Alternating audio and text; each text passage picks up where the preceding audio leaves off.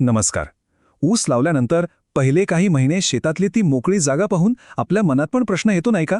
आज आपण नक्की हेच बघणार आहोत की हीच मोकळी जागा एका शास्त्रीय आंतरपीक पद्धतीनं एका मोठ्या फायद्याच्या संधीत कशी बदलता येईल. तर आंतरपिकातून खात्रीशीर यश कसं मिळवायचं हे समजून घेण्यासाठी आपण हे 6 सोपे टप्पे एका एका करून बघणार आहोत. चला तर मग सुरुवात करूया त्या एका समस्येपासून जी खरं तर प्रत्येक ऊस उत्पादक शेतकऱ्याला चांगलंच माहिती आहे. पण गंमत अशी आहे की याच समस्येमध्ये एक खूप मोठी संधी लपलेली आहे. जरा डोळे मिटून विचार करा. ऊस लावलाय, पहिले 90 ते 100 दिवस शेतात नेमकं काय चित्र असतं?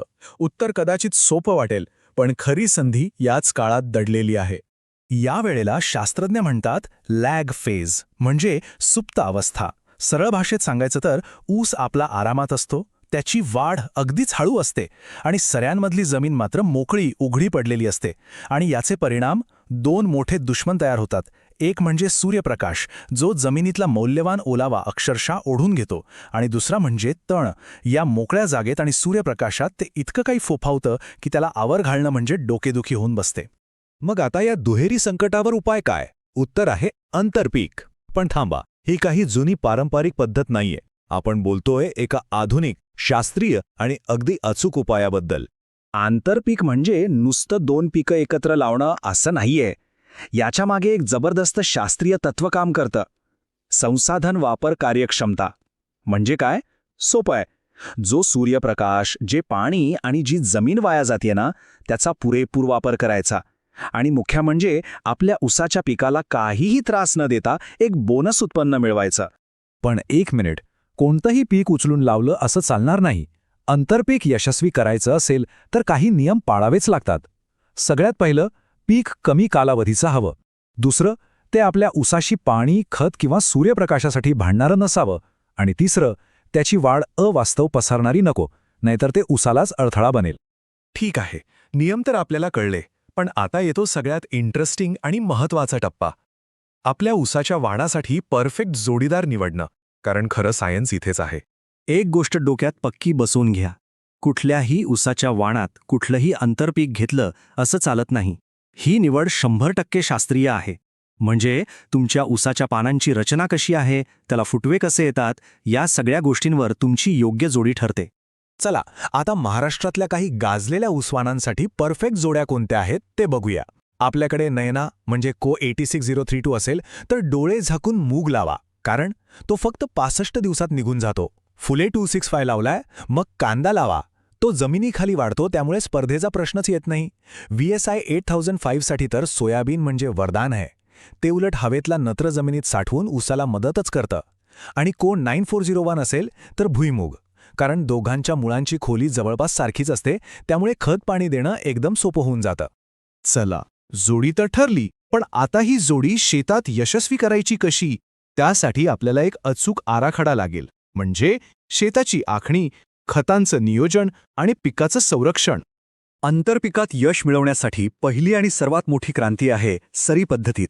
ती जुनी 3 फुटी सरी पद्धत आता विसरून जा. त्याऐवजी आपल्याला वापरायची आहे जोड ओळ पद्धत. यात काय करायचं? ऊसाच्या 2 ओळी जवळ घ्यायच्या आणि मग 2 जोड ओळींमध्ये तब्बल 5 फुटांची मोकळी जागा सोडायची. हाच आहे आपला प्रोडक्शन कॉरिडॉर, म्हणजे उत्पादनाचा पट्टा. इथेच आपलं आंतरपीक वाढणार, ज्याला वाढीसाठी भरपूर मोकळी जागा आणि सूर्यप्रकाश मिळेल.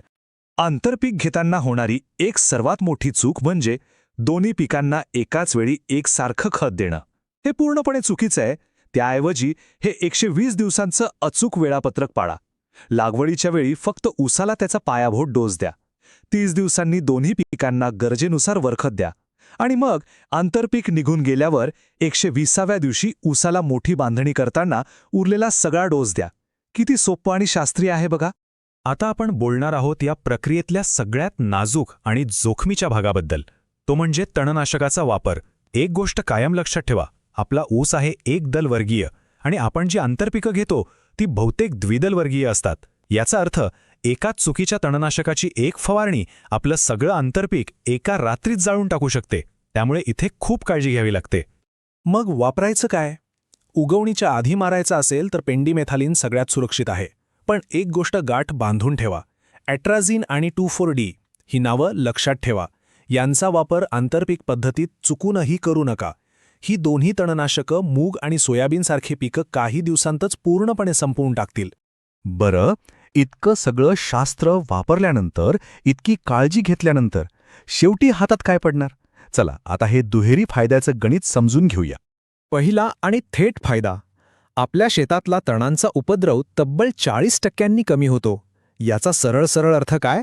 खुरपणीवरचा, मजुरीवरचा खर्च वाचला. आणि आता तो फायदा जो आपलं सगळं आर्थिक गणितच बदलून टाकू शकतो.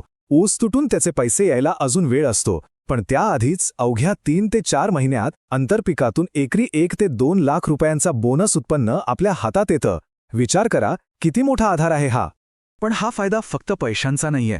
या पद्धतीमुळे आपण एक निरोगी, शाश्वत शेती परिसंस्था तयार करतो. म्हणजे काय? तर जमिनीची सुपीकता वाढते, किडींचा प्रादुर्भाव नैसर्गिकरित्या कमी होतो आणि जमिनीचा पोत सुधारतो. तो तर वेगळाच फायदा.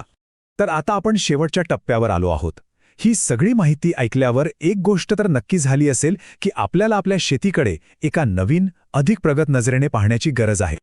एक वाक्य नेहमी लक्षात ठेवा. तुम्ही फक्त 2 पिकं लावत नाहीये, तुम्ही एका बहुस्तरीय, जिवंत आणि फायदेशीर परिसंस्थेची अभियांत्रिकी करत आहात. हो, आपण एक ॲग्रिकल्चरल इंजिनियर आहोत. त्यामुळे खरा आणि शेवटचा प्रश्न हाच आहे की आपलं शेत या शास्त्रीय क्रांतीसाठी आणि त्यातून मिळणाऱ्या भरघोस फायद्यासाठी तयार आहे का, याचा विचार नक्की करा.